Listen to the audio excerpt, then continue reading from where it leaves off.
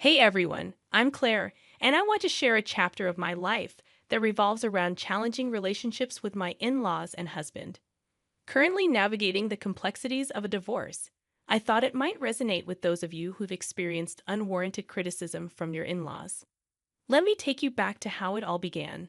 I met Zane, my now estranged husband, on a dating site when I was a 19-year-old college student. Zane, at 25, had a stable job. Despite the age gap, love blossomed between us. I've never been one to judge based on age or appearance, so Zane's age was never a concern for me. However, Zane struggled with our age difference. He often questioned, "Why are you with me, Claire? I don't understand. I'm so much older than you. You could find someone your own age who's better suited for you." Yes, I could, but I don't want to. I fell in love with you, and age doesn't matter to me. Zane, burdened by insecurities, persisted. "There must be other reasons, Claire. It's not natural for someone like you to love someone like me. I wish you'd tell me the truth." "I am telling you the truth. I don't want to date boys my age. I love you, and that's all that matters to me." Despite my assurances, Zane struggled to believe me, revealing deep-seated self-esteem issues that may have contributed to his single status. Determined to prove the authenticity of my feelings, I embarked on a journey to demonstrate the depth of my love for him. Throughout our entire relationship, I refrained from letting Zane spend money on me. While I wasn't a broke college student, I wasn't rolling in wealth either. Despite my financial constraints, I made sure to buy him gifts and cover my own expenses each time. I held a modest job, so I wasn't destitute. Zane seemed to appreciate these gestures. Regrettably, Zane's low self-esteem persisted, and he continued to doubt the authenticity of my love. Despite my best efforts to be supportive and understanding, his mistrust shattered my heart.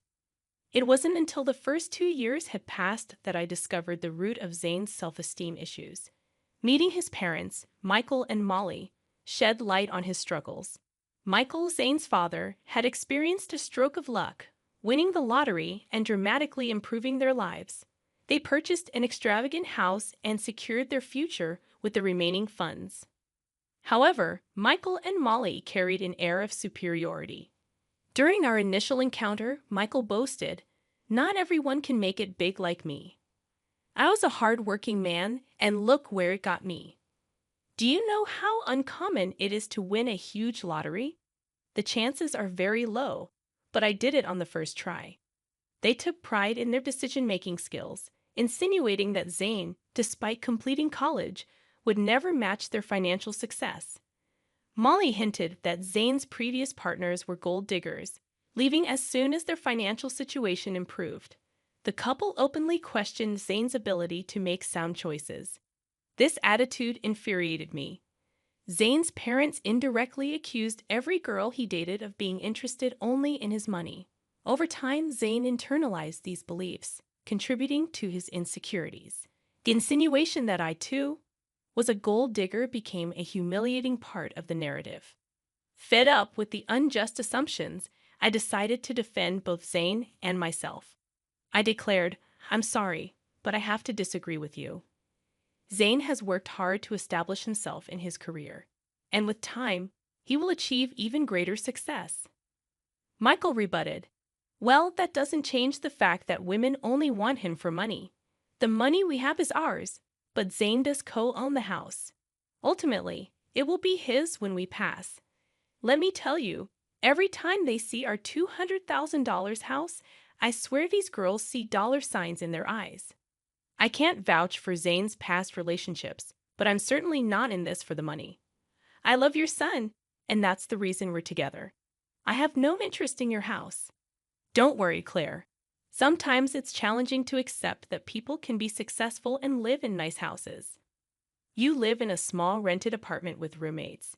After spending time around our house, you might start desiring it too.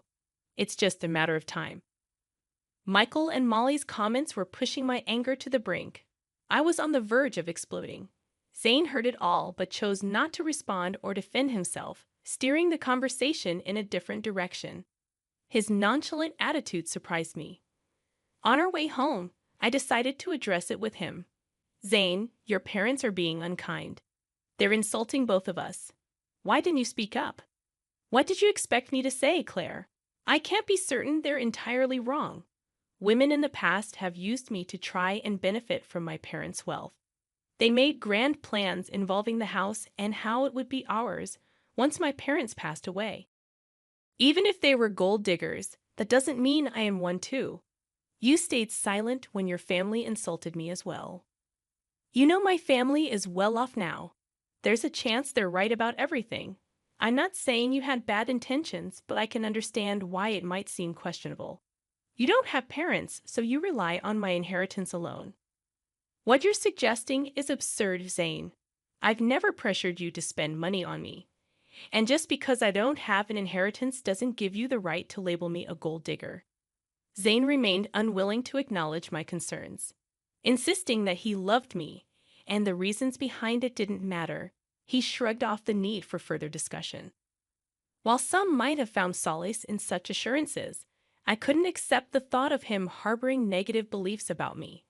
I attempted numerous conversations, hoping to make him understand my perspective. I even suggested therapy, recognizing its potential benefits for him.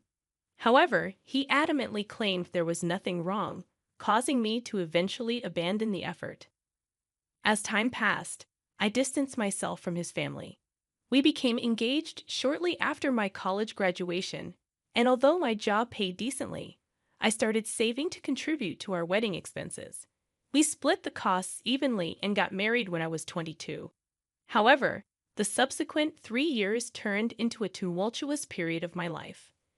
Zane frequently visited his parents, returning home in a sour mood each time. I knew Michael and Molly were still taunting him and branding me as a gold digger. Despite my pleas for Zane to limit contact with them, he continued to engage with his parents. Their words poisoned his perception of our relationship, convincing him that no one could genuinely love him. Even after years of love and care, Zane remained suspicious of me. The burden of constantly proving myself became increasingly draining. However, the breaking point arrived on Zane's birthday. In line with his preference for small celebrations, we had a quiet cake party at home. I presented him with the expensive watch he had desired. Zane was elated with the gift, but my joy waned when he suggested visiting his parents to showcase it. Despite my reluctance, I accompanied him at his insistence. Upon reaching their house, Zane eagerly displayed the watch to Molly and Michael. "Mom, Dad, look at this beautiful watch Claire gave me. I've been wanting it for a while now. Isn't it gorgeous?" "Oh, did she know, Zane? It seems she does love you after all. We were quite concerned for a while there." "Don't get carried away, Michael. She's a gold digger. She married our son because we own a $200,000 house. Let's not forget the facts." "Yeah, you're right. I almost forgot that the house is the only reason Claire married Zane." "Excuse me? Why do you think I married your son for your house?" "Well, you were just living in an apartment after working for 4 years. Besides, Zane is so much older than you. Why would you marry him unless you want something from him? I'm sure our house was always an attraction, if not his money." "I married your son because I love him. All your theories about my gold-digging intentions are wrong. Zane knows the truth, and he will tell you that, won't you, Zane?" To my complete surprise, Zane remained silent. I was already feeling uncomfortable with my in-laws' belief that I was a gold digger, but Zane's reaction, or lack thereof, shocked me. He kept his head down and avoided eye contact with me. Feeling perplexed, I decided to push him a bit. I couldn't fathom why he wasn't standing up for me. "Why are you not saying anything? Your parents always thought I was a gold digger. How will they know the real me if you don't tell them? Why are you quiet? Tell them they're wrong." I don't know what you want me to say, Claire. I don't know if my parents are off the mark. There might be a possibility that you're after this house." "Are you serious right now, Zane? You believe I married you for your assets?" "He's not wrong to think like that. It's suspicious that you've never considered buying a house. You haven't even discussed it with him. For someone renting a place, owning a house should have been a priority." "Yeah, It should be a priority, but you've chosen not to work toward owning a house. Our place is expensive, and you can't afford something like this even if you tried. So you decided to marry Zane and settle here. That makes more sense to me. I mean, why would you marry me, Claire?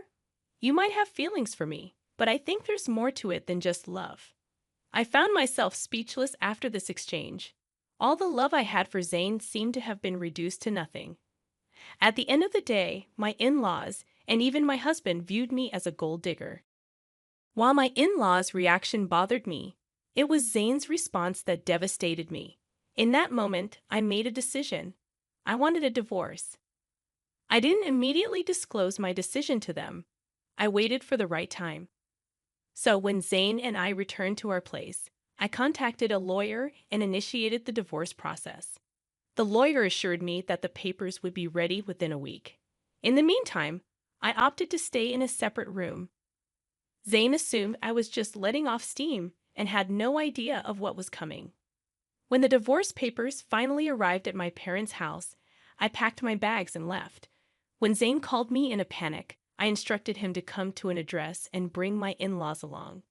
Despite his confusion, he agreed. Upon their arrival, I was waiting on the porch. They looked taken aback by the house. I said, "You must be wondering why I brought you here. It's a beautiful house, isn't it? No one can compare their house to this. It costs around $2 million in today's market. Pretty expensive, but worth the money. There's also furniture with an added value of millions. What is this place, Claire? I don't know why you have access to such a house. Why don't you guys come in so that we can talk? I can't tell you everything on my porch." "What do you mean by your porch?" I brushed off their astonishment and walked inside. They trailed behind, even more impressed by the opulence within. The owners of the house had spared no expense. As we settled down, I took a deep breath and addressed them. "I've reached a decision, and that's why you're here. I filed for divorce. Here are the papers. We can proceed with an uncontested divorce if you agree." "What? I don't understand. Why are you filing for divorce?" Zane's voice held a mixture of confusion and concern. "Because you and your parents believe I'm a gold digger. You think I'm after your house, right? Despite my assurances, you refuse to listen. So I'll spare you from my gold-digging self and divorce Zane. It seems that's what everyone wants. You're considering divorce just because my parents told the truth. That's ridiculous. We didn't say anything untrue. Why the dramatics?" Zane's tone betrayed his disbelief. "I think this is for the best, Zane. If she's adamant, you should sign the papers. At least then you'll find someone who truly loves you." His mother interjected, her expression unreadable. "Why did you bring us to this house? Do you expect me to buy this for you as part of our divorce settlement?" Zane's voice carried a tinge of accusation. "Why would I need you to buy this house, Zane? This house is already mine," I replied calmly. The shock and disbelief etched on their faces hit me like a bomb. They regarded me with disbelief, as if I were joking. Zane and his family seemed utterly unconvinced. "How on earth can you afford a house like this? You're renting, and your job isn't enough to cover this. Stop lying to us," Zane's father demanded, his tone sharp with suspicion. "I'm not lying, Zane. Remember when I mentioned that my parents left me some inheritance? Well, this is the house I was talking about. It's under a trust now, but I'll officially inherit it when I turn 30. I don't work a high-paying job because I have a trust fund waiting for me. That's impossible. Your parents passed away a long time ago. They should have let you have the house earlier." "Well, you see, my parents were aware of the potential leeches I might attract. So they instructed me never to disclose the house or trust fund to anyone. Call it foresight. But they knew someone could exploit me. Hence, they placed everything in a trust to keep it safe until I reached 30. By then, I'd hopefully be settled with someone who genuinely cared about me, not my inheritance." "Oh my God, Claire. You should have told us about your wealth. We had no idea. This is a sizable house you have. We could all live very comfortably here." "Yeah, you should have shared that sooner. We thought you were after our house. We could have avoided all the misunderstandings." I always knew Claire was perfect for Zane. I've been saying she's a great woman. Look how wealthy she is. Zane really found a great match. Hearing this, I couldn't help but laugh. Their attitude toward me had shifted so rapidly that it made my head spin. What was even more bizarre was that they soon seemed to forget about the divorce filing. I took out the divorce papers and signed them. As I was saying, here's my signature for an uncontested divorce. You can just sign these to make it easy if you want to fight. We can take this to court. I won't live with you anymore. Claire, listen to me. There's no need to rush this. You've already proven you're not a gold digger. There's no reason to get a divorce anymore. We'll even apologize for any misunderstanding. That should make things better, right? Yes, Michael is right. We're sorry, Claire. We doubted you for no reason. I don't want your insincere apologies, Zane. For 2 years, you allowed your family to berate me and label me a gold digger. I expected you to at least defend me. But no, you sided with them and accused me of being a gold digger as well. I won't stay with someone who doesn't respect his wife. I'm done with you. We can part ways amicably or involve the courts. The choice is yours. Zane, Molly, and Michael tried their best to change my decision, pleading with me to let go of the past. In their minds, what happened was just a simple misunderstanding. Not once did they show remorse for tarnishing my name. Their audacity fueled my anger. When I reached my breaking point, I demanded they leave before I called the police. My anger intimidated them, and they left. Over the next few weeks, Zane and my in-laws continued to harass me daily. They begged, pleaded, and even offered bribes to convince me to stay. Their belief that I could be swayed with money only intensified my fury. It revealed that they still considered me motivated by financial gain. The irony was that, as Zane co-owned the house with his parents, I was entitled to half of his share.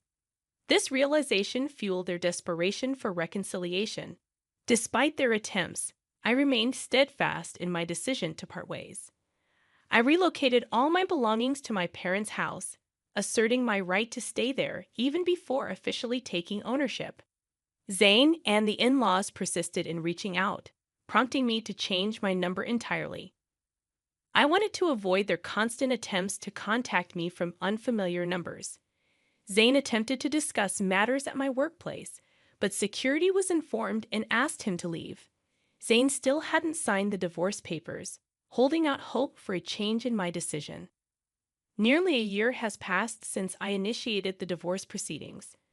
With only a year or less remaining before the legal process concludes, I've managed quite well on my own. Living independently, I've found happiness and financial stability.